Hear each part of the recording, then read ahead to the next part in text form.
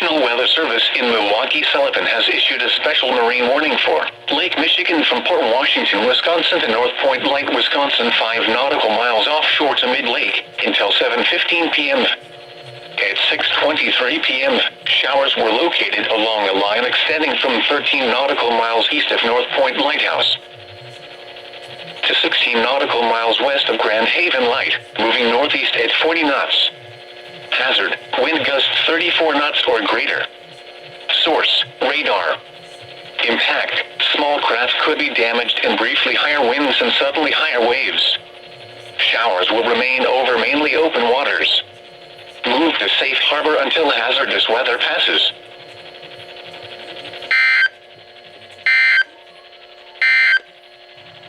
Strong thunderstorm.